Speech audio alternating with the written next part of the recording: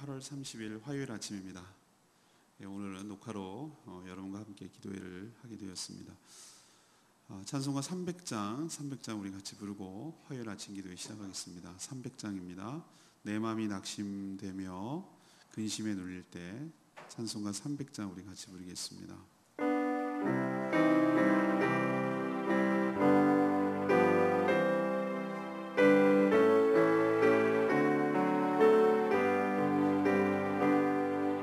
내 맘이 낙심되며 근심에 눌릴 때 주께서 내게 오사 위로해 주시네. 가는 길 캄캄하고 괴로움 주께서 함께하며 내 짐을 지시네. 그네가 내게 족하네. 그네가 족하네. 이 괴로운 세상 지날 때 그 은혜가 족하네. 희망이 사라지고 친구날 버릴 때 주 내게 속삭이며 새 희망 주시네. 싸움이 맹렬하여 두려워 떨 때에 승리의 왕이 되신 주 음성 들리네.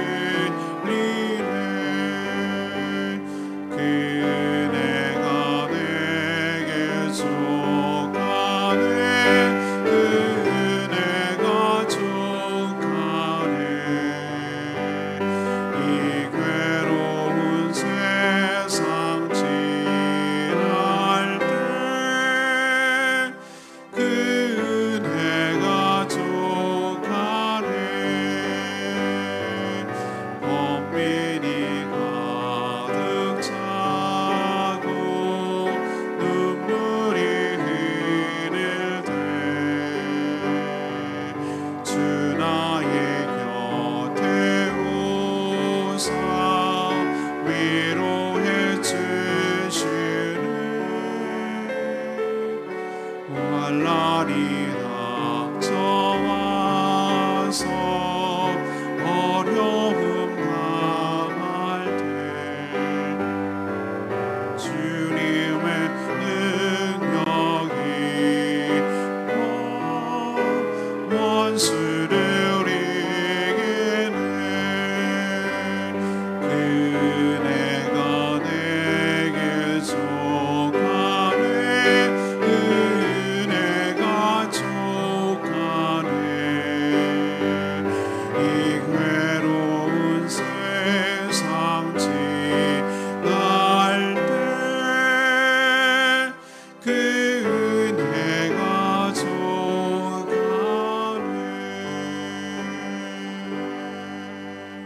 아멘. 찬양집 248장입니다. 찬양집 248장. 당신이 지쳐서 기도할 수 없고 찬양집 248장 같이 부르겠습니다.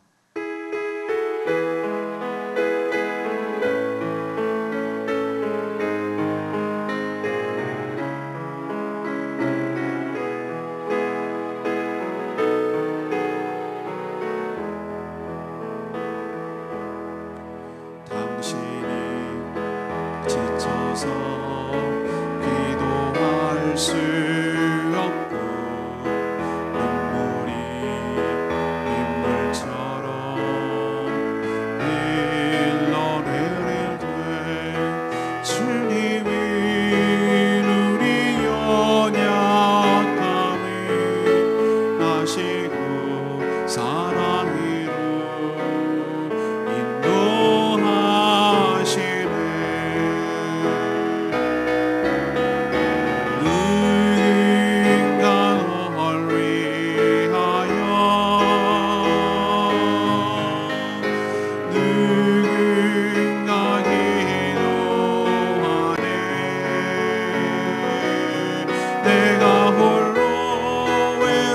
외로워서 마음이 무너질 때 누군가 널 위해 기도하네.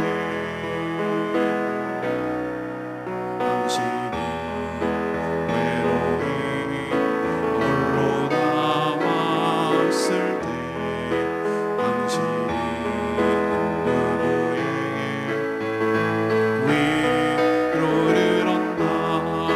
주님이 눈이 상한 맘을 아시고 사랑으로 인도하시네.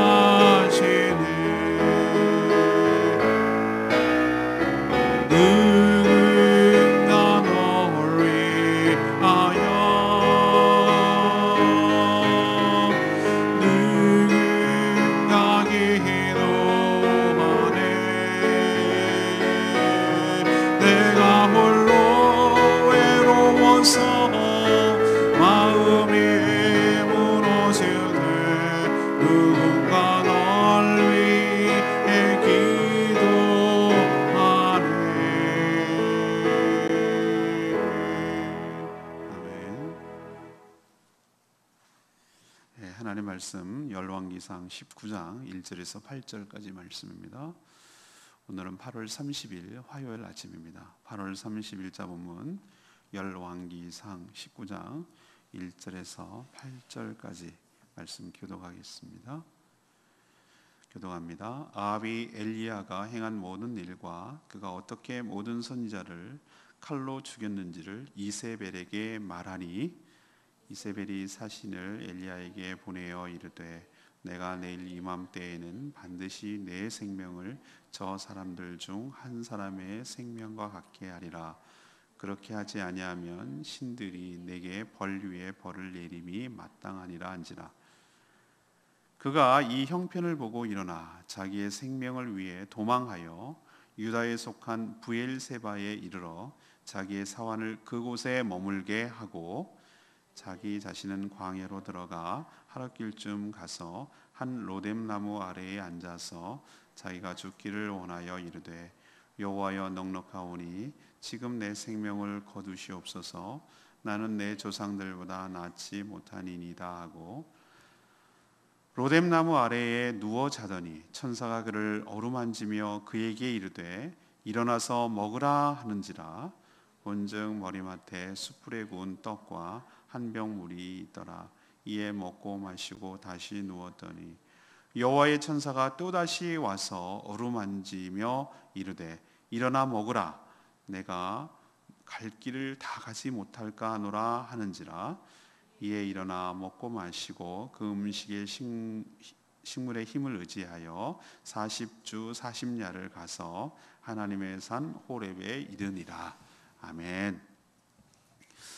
오늘 말씀은 어제 여러분 묵상하신 대로 엘리야와 바알과 아세라를 섬기는 선지자들과 엘리야 선지자가 대결을 해서 큰 승리를 거둔 그런 일이 있었죠. 이제 아합이 가서 이 모든 일을 자기 아내인 왕비 이세벨에게 알립니다. 근데 이세벨이 기가 꺾이기는커녕 분노합니다. 분노해서 사신을 엘리야에게 보내서 뭐라고 하느냐 말이 내일까지 너를 죽이지 않으면 신들이 나에게 벌을 내림이 마땅하다. 그러니까 반드시 죽이겠다. 이렇게 위협을 가하는 것이죠.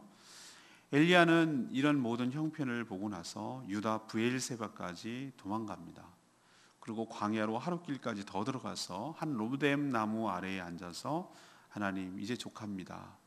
이제 지금 저를 데려가시옵소서라고 이렇게 말하고 지쳐서 잠이 듭니다. 천사가 그를 어루만지면서 떡과 물을 그에게 공급하고 그를 회복시키죠. 엘리야는 거기에 힘을 얻고 나서 다시 일어나서 40일 밤낮으로 가서 하나님의 산 호렙산 거기에 이르게 다다르게 되는 것이죠. 오늘 이 말씀을 통해서 우리에게 주시는 첫 번째 교훈은 1절에서 3절까지 말씀입니다.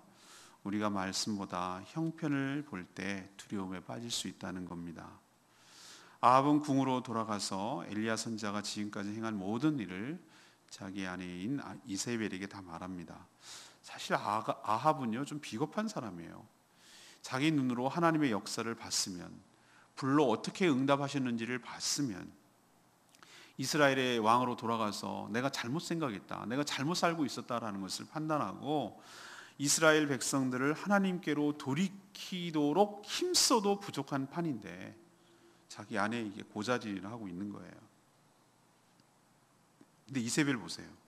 이세벨은 이 정도 상황이 됐으면 주눅이 들거나 뭐 그래야 되지 않겠어요? 큰일 나고 큰일 났다 이렇게 생각하지 않겠어요? 그런데 전혀 위축되지 않아요. 그리고 오히려 살기 등등해서 사신을 엘리야에게 보내서 뭐라고 하면 내일까지 내가 반드시 널 죽이겠다, 아니면 신들이 내 위에 벌을 내리면 마땅하다, 뭐 이런 식으로 의지를 다지는 것이죠. 엘리야는요 이 모든 상황을 보고 크게 낙심했어요.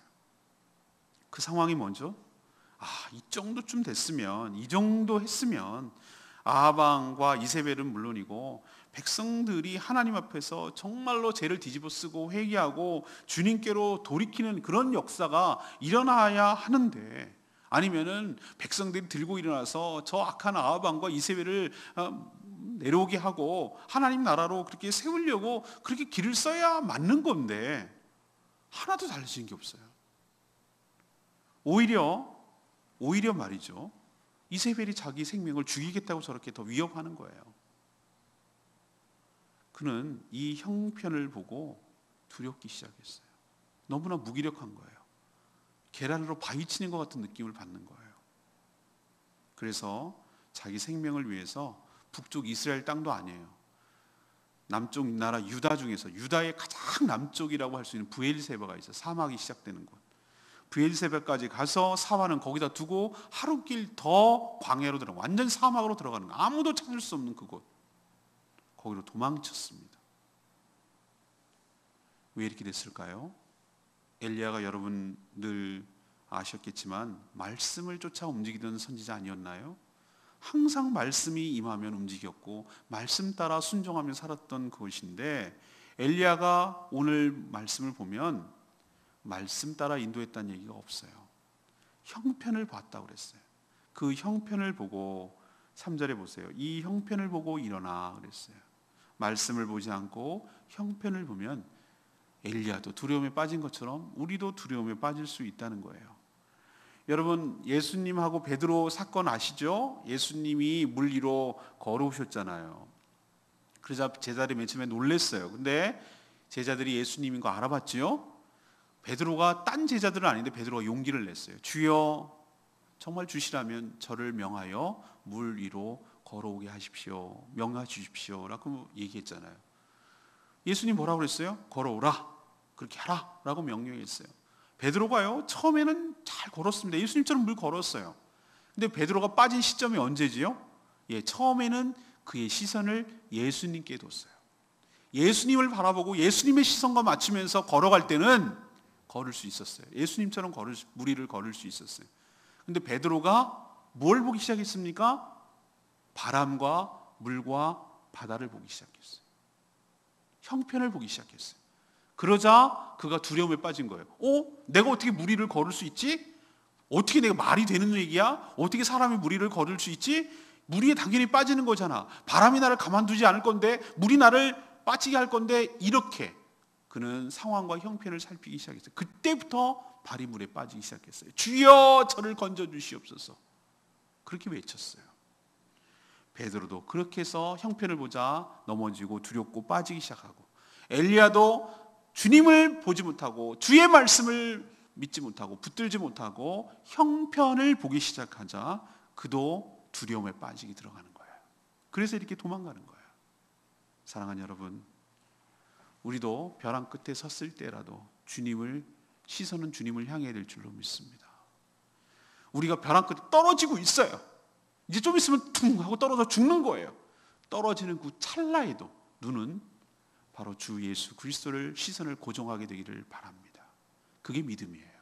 끝까지 형편 보지 마시고 주님 바라보시고 승리하시는 저와 여러분 되기를 소망합니다. 두 번째 얘기는 4절에서 5절까지 말씀이에요. 쉼 없이 달리기만 할 때 고갈되고 소진된다는 걸 우리에게 가르쳐줘요. 엘리야는요 지금 북이스라엘 왕 아합 그리고 이세벨이 영향이 미치지 못하는 북이스라엘 땅도 아니고 남유다 땅 가장 그것도 남쪽 끝 지점이라고 할 수 있는 브엘세바까지 도망쳐 왔어요. 사환을 거기다 두고 하룻길쯤 광야로 더 들어갑니다. 그러니까 완전히 고립됐어요. 그리고 로뎀나무에 앉아서 하나님 족합니다.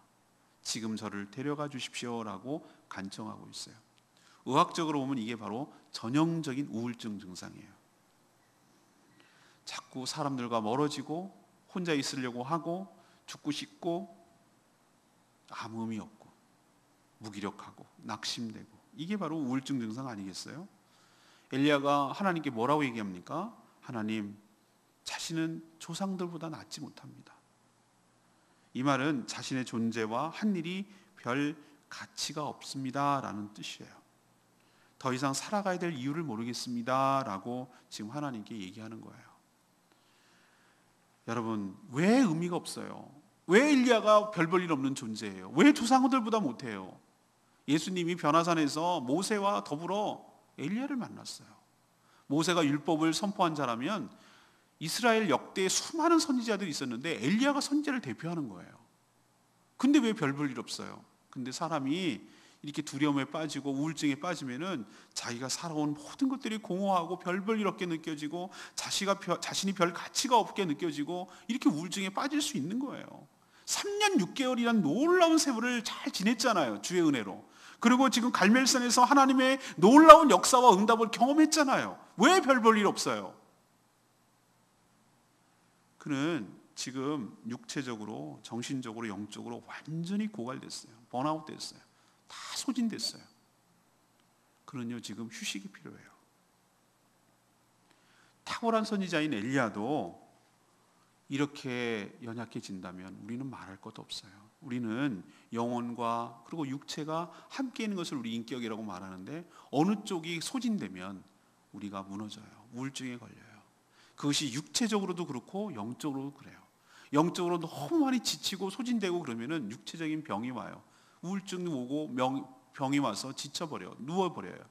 그리고 너무 오랫동안 육체적인 질병 가운데 시달리고 힘들어하면 영적인 공허함과 영적인 고갈이 오는 거예요. 이건 둘이 밀접하게 연관되어 있어요. 그래서 오늘 저는 두 번째 드리고 싶은 말은 뭐냐? 여러분의 영혼과 여러분의 육체가 지금 어떤 상태에 있는지, 여러분 자동차로 치면 여러분의 연료가 얼마나 남았는지, 여러분 다 소진돼가지고 불이 깜빡 들어오고 있는 것은 아닌지, 내가 영적으로 너무 지치고 소진되고 육적으로 너무 지치고 정서적으로 너무 고갈되고 그런 것은 아닌지, 그렇다면 여러분도 이를 잠깐 내려놓고 쉬어야 돼요. 그러다가는 정말로 끝장날 수 있어요. 주 앞에서, 주 하나님 앞에서 쉴 때는 쉬어야 돼요. 그래서 회복해야 돼요. 그럴 때 하나님 앞에 다시 쓰임받게 될 줄로 믿습니다. 달려가는 게 능사가 아니에요. 때로는 자신을 돌아보고 휴식이 필요하고 다시 점검하는 시간이 필요하다는 것, 이것이 우리에게 하나님께서 오늘 가르쳐주고 있는 말씀인 줄로 믿습니다. 세 번째 얘기는 뭘까요? 6절에서 8절까지 말씀이에요. 하나님은 낙심한 자를 만지시며 회복시켜 주시는 하나님이신 줄로 믿습니다. 하나님은 완전히 소진한 엘리야에게 천사를 보내셨어요. 그리고 모든 것이 고갈되어서 그저 누워 자고 싶만 싶고 죽고만 싶은 엘리야를 어떻게 하시는 줄 아세요? 어루만지셨어요. 그리고 그의 머리맡에 숯불에 구운 떡, 생수를 준비하시고 먹이셨어요. 이런 일을 반복하셨어요. 지치고 힘들고 소진하고 우울의 걸증에 걸린 사람들에게 야단치는 거 아무 소용없어요. 더 악화될 뿐이에요. 그럴 때는 어루만지고 먹이고 쉬고 그렇게 계속 하게 해야 돼요. 충분히. 엘리야는 처음에 이 모든 일이 하나님의 만지심과 먹이심인지 몰랐어요. 그냥 일어나 보니 떡과 물이 있고 그래서 먹고 또 자고, 일어나 보니 떡과 물이 있어서 그냥 죽지 못해 먹고 자고, 이렇게 반복했어요. 그리고 몇 번 반복하고 나서야 이게 하나님이 보낸 천사임을 알아챘어요. 그리고 천사가 그에게 말합니다. 일어나 먹어라. 일어나 먹어. 그렇게 권하면서 네가 가야 할 길이 있는데 갈 길을 이거 먹지 못해서 힘이 없어서 못 갈까 염려된다 라고 그렇게 얘기해 주는 거예요. 위로해 주는 거예요. 제가 오늘 CBS 방송에 성경에서 이런 얘기를 했어요. 하나님은요 악덕 기업주나 노예 주인이거나 조폭두목이 아니라고, 이런 표현을 제가 썼어요. 제가 엘리야가 왜 이런 우울증에 걸렸을까, 왜 이렇게 시원찮을까, 선지자도 이렇네, 이렇게 실망할 수 있잖아요. 우리보다 하나님이 더 실망할 수 있잖아요. 아니 그렇게 했으면 열심히 더 해야지, 이게 뭐 하는 짓이야, 너 지금 뭐 하는 거니, 이렇게 하나님께서 너 실망했어 라고 야단칠 수도 있잖아요. 그런데 하나님은 지쳐서 우울증에 걸려서 엎드려 있는 엘리야를 채찍으로 더욱 다그치고 재촉하는 분이 결코 아니에요. 충분히 쉬게 하시고 충분히 먹이셔요. 낙심하고 좌절됐다고 너 이제 필요 없어, 너 끝났어 라고 용도 폐기하시는 분이 아니에요. 그가 회복될 때까지 기다려주시고, 그리고 만져주시고 먹이시고 힘을 더하여 주시는 분인 줄로 믿습니다. 왜 그렇게 할까요? 왜 그렇습니까? 아직 엘리야가 살아서 해야 할 사명이 남아있기 때문에 그래요. 그것을 감당할 수 있는 힘을 주시도록 지금 만지시고 회복시키고 있는 거예요. 엘리야는 천사가 주는 음식을 먹고 마신 후에 다시 이제 힘을 얻어가지고 40주 40야로 걸어서 하나님의 산 호렙에 이르러서 다시 하나님을 만나고 회복하고 다시 사명을 부여받는 것을 볼 수가 있습니다. 삶이 지치고 힘들고 이제 여기까지인가 봐요 라고 생각하고 정말 낙담되고 주저앉아 있는 분이 있다면, 오늘 하나님의 말씀을 통해서 위로와 쉼과 회복의 역사가 일어나기를 바랍니다. 하나님의 따뜻한 손길이 여러분을 만지시고 여러분의 영혼과 여러분의 육체를 회복시키는 역사가 있게 되기를 간절히 축원합니다. 그 인자하시고 사랑과 은혜가 풍성하신 하나님의 손길이 여러분의 영혼과 여러분의 육체를 회복시키고 만져주기를 소망합니다. 여러분도 아직 사명이 남아 있습니다. 해야 할 일이 남아 있습니다. 그렇다면 하나님께서 여러분을 회복시켜 주실 줄로 믿습니다. 저는 오늘 레마의 말씀 4절 말씀이에요. 자기가 죽기를 원하며 이르되 여호와여 넉넉하오니 지금 내 생명을 거두시옵소서. 나는 내 조상들보다 못합니다. 우린요 엘리야와 같은 말을 수시로 얼마나 자주 하는지 몰라요. 이 말이 어디서 여러분 입술에서 나온 소리 아닙니까? 주님, 저는 이제 더 이상 여한이 없습니다. 차라리 데려가십시오. 저는 다른 사람보다 아무런 가치가 없습니다. 저는 무가치합니다. 이런 말 여러분 한 번쯤 해보셨죠? 예, 저도 이런 말 했었어요. 부끄럽게도. 자기의 기대대로 되지 않는다고, 삶이 움직여지지 않는다고 낙심해서 좌절해서 죽기를 간청한 적이 있잖아요. 그럴 때 하는 말이 뭔지 아세요? 늘 남과 비교해요. 어머, 저 같은 경우는 꼭 그런다고 제가 말씀드렸죠. 목회자는 목회자끼리 비교해요. 여러분은 아마 비슷한 사람끼리 비교할걸요. 어머, 저 목사님 나랑 같이 똑같이 목사 안수 받았는데 벌써 그냥 자리 잡아가지고 뭐 교인이 몇 명이라는 둥, 성전 건축을 했다는 둥, 뭐 이런 거 있잖아요. 이런 거. 왠지 남들이 자기보다 훨씬 더 탁월한 것 같고 나만 바보 같고 찌질하고 자신은 한없이 보잘것 없어 보이고 이렇게 들 때가 있지요. 왜 없어요? 하지만 하나님은요 이런 우리들을 야단치거나 채근하지 않으세요. 그리고 기다려주세요. 이렇게 못난 말을 하고 못난 짓을 하고 있는 우리일지라도 참아주세요. 그리고 기다려주세요. 뭐라고 야단치지 않으세요. 왜? 아직도 해야 할 사명이 남아있기 때문에 그래요. 우리도 이렇게 못난 말을 하고 못난 짓을 하고 있는 우리일지라도 하나님이 엘리야처럼 우리를 기다려주시고 회복시켜 주셔서 다시 사명을 주시고 그 귀한 사명 끝까지 감당하도록 회복시켜 주실 줄로 믿습니다. 오늘 말씀 붙드시고 일어서는 여러분 되시기를 축복합니다. 오늘 3가지 말씀드렸어요. 뭐 보면 우리가 두려움에 빠진다고요? 말씀 보지 않고 하나님 보지 않고 뭐 보면 상황과 형편을 보는 순간 엘리야처럼 두려움에 빠져요. 그럼 우리는 상황과 조건과 환경 보지 말고 말씀 붙들고 하나님 바라보고 두려움에 빠지지 않고 끝까지 승리하는 저와 여러분 되기를 소망합니다. 2번째는 뭐죠? 쉴 때 쉬어야 돼요. 쉬지 않으면 부러져요. 예, 맞아요. 예, 때로는 푹 쉬어야 돼요. 육체적으로, 정서적으로, 영적으로 쉬어야 돼요. 그러지 않으면 달려가면 부러져요. 엘리야도 보니까 쉼없이 달려오다가 이렇게 됐어요. 고갈돼 버렸어요. 여러분도 쉴 때 푹 쉬는 재충전하는 저와 여러분 되기를 바랍니다. 세 번째, 하나님 어떻게 하셨어요? 이런 자를 닥달하셨어요? 채근하셨어요? 몰아붙였어요? 아니잖아요. 기다려 주셨잖아요. 그리고 회복시켜 주셨잖아요. 만져주셨잖아요. 그리고 사명을 주시잖아요. 이런 좋은 하나님을 우리가 믿고 섬기고 있는 줄로 믿습니다. 하나님 참 좋은 분이에요. 제가 이런 하나님을 섬기고 있다는 것을 감사하고 자랑스럽게 생각해요. 저만 그렇습니까? 여러분도 똑같이 하나님께서 다뤄주실 줄로 믿습니다. 예, 오늘 말씀 붙들고 기도하기 전에 우리 아까 불렀던 찬양 다 같이 다시 한번 부르기를 원합니다. 248장 찬송가 248장 부르고 기도합니다. 찬양집 248장입니다. 당신이 지쳐서 기도할 수 없고 눈물이 빗물처럼 흘러내릴 때 누군가 여러분을 위해서 기도하고 있는 줄로 믿습니다.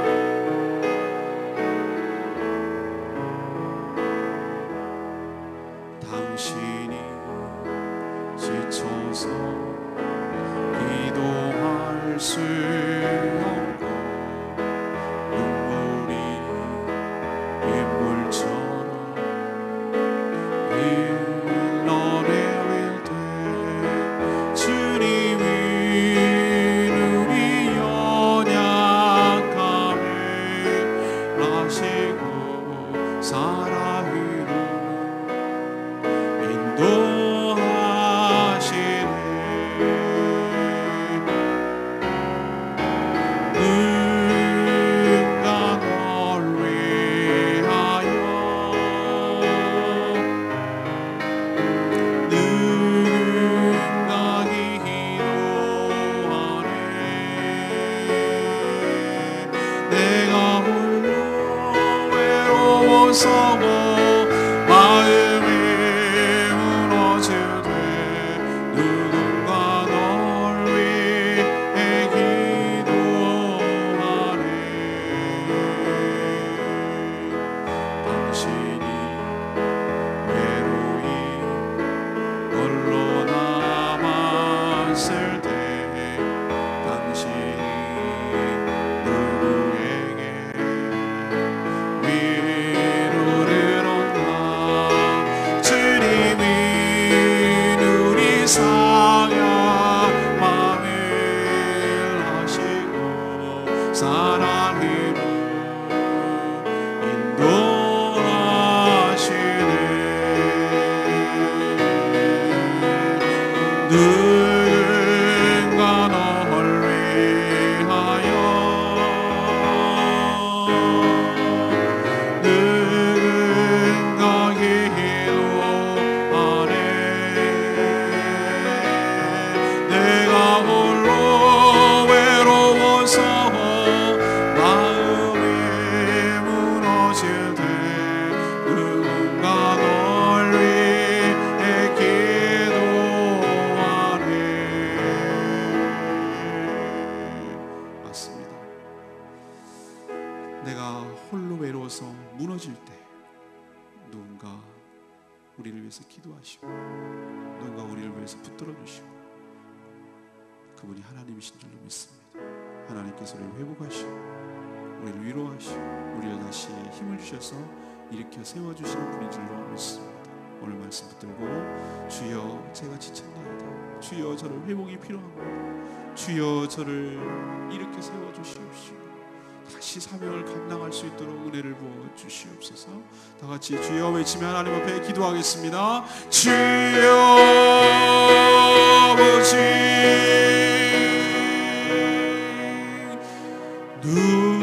누군가 널 위하여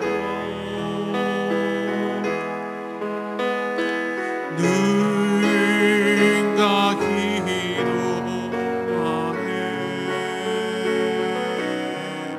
내가 홀로 외로워서 마음이 무너질 때 누군가 널 위해 기도하네.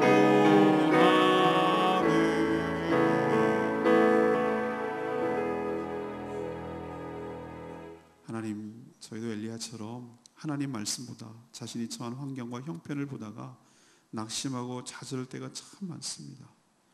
어떤 상황이 닥치더라도 문제 위에 자정하게 계시는 하나님만 끝까지 바라보게 하여 주시옵소서.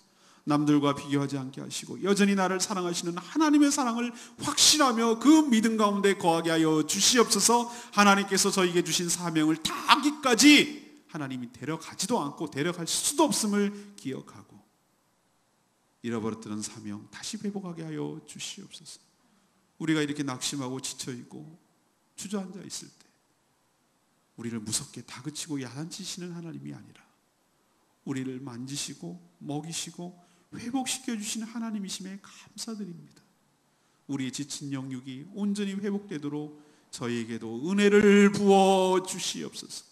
다시 일어나게 하여 주시옵소서. 회복하게 하여 주시옵소서. 일어서게 하여 주시옵소서. 주님 주시는 힘으로 다시 나가게 하여 주시옵소서. 주님 주신 사명 다시 감당하게 하여 주시옵소서. 그렇게 하실 주님을 기대하고 예수 그리스도의 이름으로 축복하며 기도합니다. 아멘. 오늘 하루도 믿음으로 승리하는 복된 하루 되기를 축복합니다. 다시 일어서는 하루 되기를 축복합니다. 기도하겠습니다.